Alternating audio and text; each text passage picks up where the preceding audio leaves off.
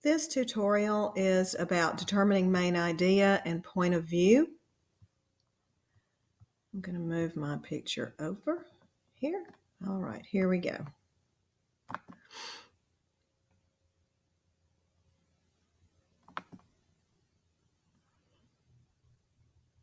In this lesson, you will determine the main idea and point of view in Civil War texts. I need to move this again.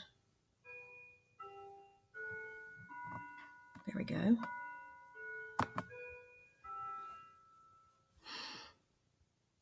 Notice the next page here is your table of contents for the sub-modules in this activity.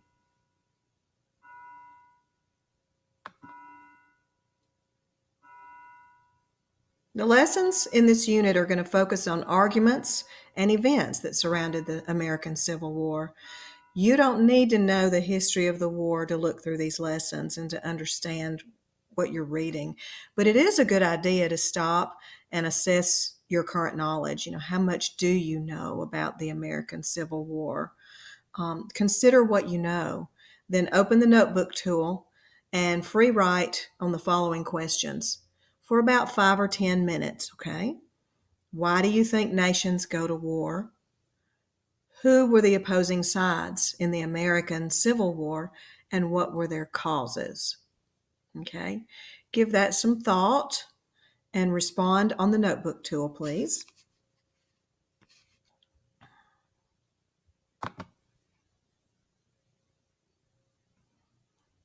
This next section is a nation divided. The Civil War was one of the most important events in our history. It defines many aspects of society as we know it today. In the early 1800s, the northern states and the southern states were clashing about slavery and states' rights, and even economic goals and social goals. It was more than just slavery, but slavery was a big part of it. These conflicting views led to the war, which lasted for 4 years, 1861 to 1865. And the outcome of the war cemented the United States as a single entity and a union in the truest sense. Now, that's debatable, but according to this source, it is stating that the United States was still unified, and they were, on paper. But I do feel like maybe some people might disagree with how everyone felt at the end of the war. I think there was still some disunity, obviously. Okay.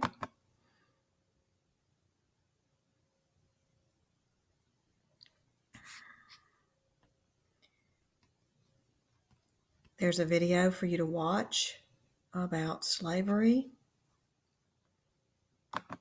Let's go on to the next slide.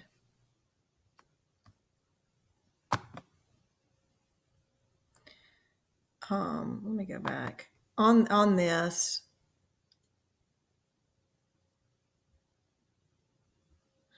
you revisit your earlier notebook entry and compare what you know and how you feel about the Civil War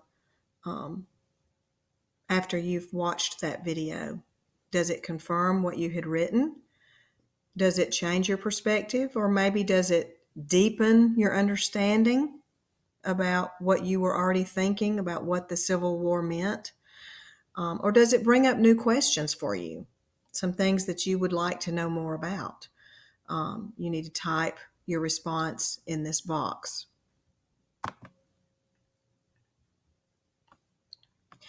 Next, using SOAPS, S-O-A-P-S. This is a method. This is not, did you take a shower this morning?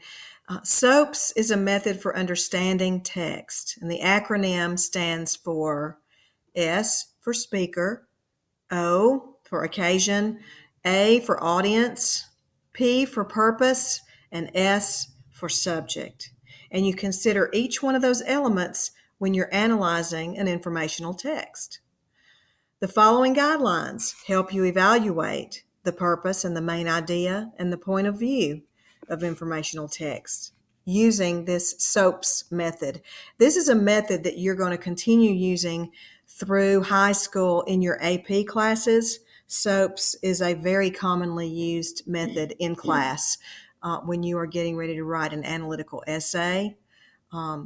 With using informational text, you're going to break it down with who is your speaker, what is the occasion, who is the audience, what is the reason for the author's writing of this particular piece, and then discussing the subject of the piece. And then you would have a very balanced paper if you follow this plan. So looking at speaker, when you're thinking about who is the speaker, who wrote it, and how is that person involved in the issue, okay? What is the person's background in real life? You know, they are more than just a person who sits and writes. So who are they? So you need to do a little bit of background work and read about the writers. You know, what is their background? What is their knowledge and their expertise on a topic? And that's going to help you determine whether their views are objective or if they are biased, meaning do they not know enough and they're trying to sway you one way or the other, and it's an unbalanced presentation of ideas when it's biased. They only present one side of an argument, okay? The occasion, the O stands for occasion. What occasion was the text written for? Understand the time period and the context. That helps you understand why the text was written and why the text is important. Okay, why was it worth writing? It has a lot to do with the occasion. When was it written? Okay, what would have prompted the author to write the text? And then, who is the intended audience? Who were they writing to? It wasn't a bunch of 8th graders sitting in virtual English. It was a different audience, okay? So think about who they really were writing for. If it's a speech that you're reading, who were they speaking to? Okay? Think about it. Who were they talking to people that had no previous knowledge of a topic? Would they be easily led? Or are they experts on the topic? You know, you got to think through who is the audience and how knowledgeable are they? And then what's the writer's point of view on the topic? What is their position? What do they believe? Okay, that's another part of who the intended audience is. Because when you are proposing an argument, you have a certain group of people that you are trying to sway, and that's your intended audience. Okay? Slide 14, the purpose. Of course, what was the purpose in the author's writing of it to begin with? Is he trying to educate the audience, or is she trying to persuade the audience to adopt a specific viewpoint? Or are they just presenting information? A lot of times, nonfiction is presenting two sides or one side to try to get you to believe that particular viewpoint. And then the subject. What is the text's subject? The subject is the topic. What is the topic of the text as a whole? That helps you determine the main idea.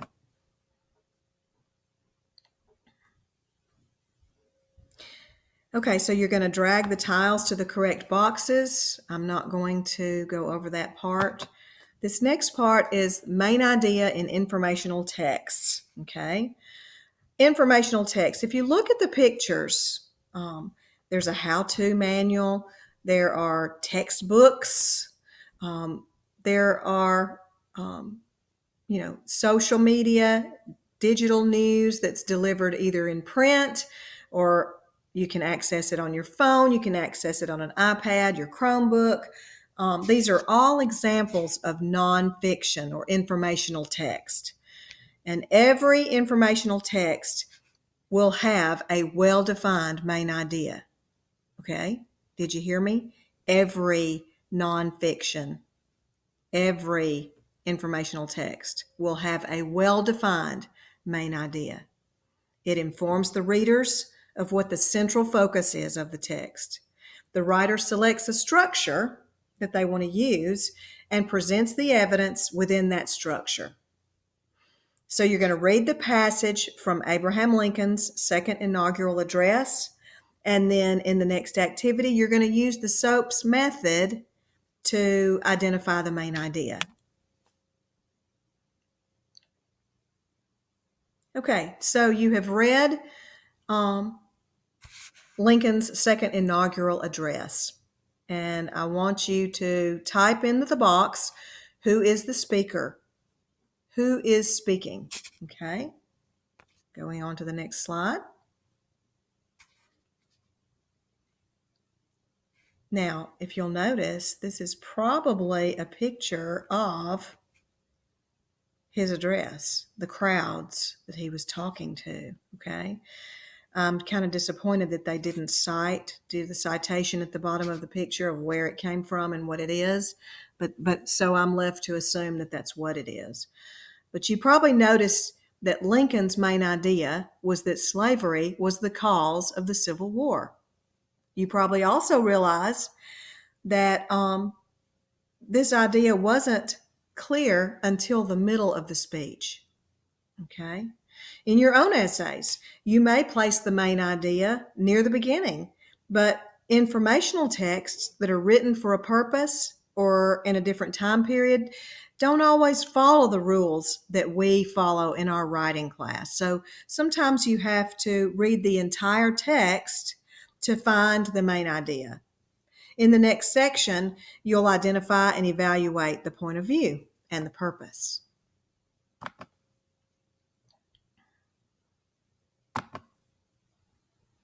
Point of view, okay? The point of view is the writer's position. What is their viewpoint, okay? What is their opinion? What do they believe? What side do they take, okay? The text's purpose and the tone of the text can also help you determine what side the writer is on. The tone, the quality, the feeling, the emotion, the words, the attitude words that the writers use contribute to your understanding of what position they're taking. Also, their purpose is their intent or the goal that they have for writing the text. For instance, a writer who intends to criticize policies of an organization is most likely going to have a serious tone or a condemning tone. The writer might use a softer tone when they're viewing a condemned party as part of the audience. They might not be as strong with their words and their tone. Remember that the tone could change depending on the circumstances.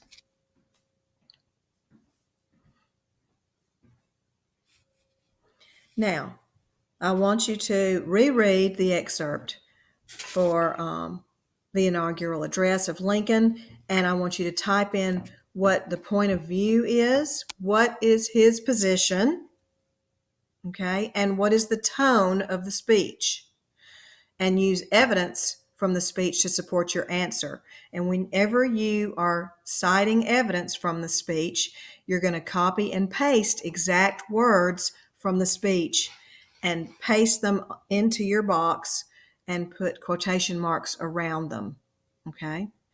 That's going to show me, as I'm reading your response, that this is exact words from the original text. These are not your words. They came from the speech. So make sure you put them in quotation marks and use the exact wording from the speech. Now, Abraham Lincoln's address focused on forgiveness and reconciliation. Reconciliation is a synonym of forgiveness. Agreeing, being peaceful between the North and the South. He started out his speech in a very formal and respectful tone.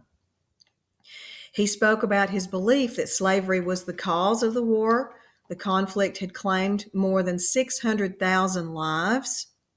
From Lincoln's point of view, the war was God's way of punishing us for the sin of allowing slavery in our country. That was what he believed. That was his point of view. And then there's a quote here that shows his tone and his purpose there, okay? Now, toward the end of the speech, he adopts a passionate, emotional tone to remind his audience of the principle of charity on which the United States was founded, okay? It's likely that he adopted a passionate tone to encourage the citizens. He wanted to leave them on a positive note, on a warm emotional note.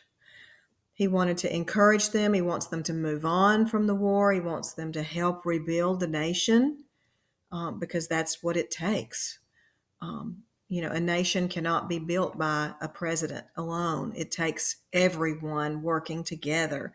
So in order for him to accomplish this, he has to get his audience on his side to believe that, yes, we all need to join in to create a stronger, united nation. Okay? The next section is reading selections. These are other pieces of nonfiction, and it provides you with a little bit of background. This one selection is Jefferson Davis's inaugural address. Jefferson Davis was in the Army. He served in the Mexican-American War. He became the United States Secretary of War. He also assumed the presidency of the Confederacy. He was the Confederate president during the time when the South had seceded from the nation. Okay, so this is his inaugural address when he was accepting the presidency of the South, okay, when he became the Confederate president. And of course, we're getting ready to have our own inauguration of a new president. And I will want you to be sure and watch the inauguration speech of our incoming president, Joe Biden, so that maybe you can draw some comparisons and contrasts between the two speeches. Follow the SOAPS process to analyze Jefferson Davis's speech. And you can use the notebook tool, remember, to take notes.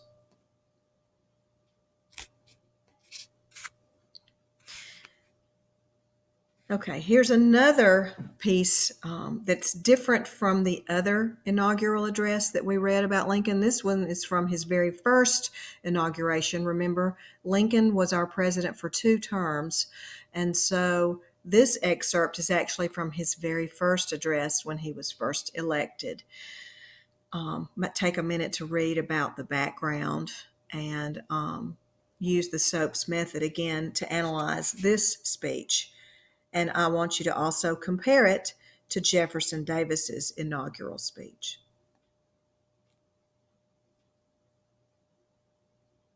So this next lesson is about evaluating both of the speeches.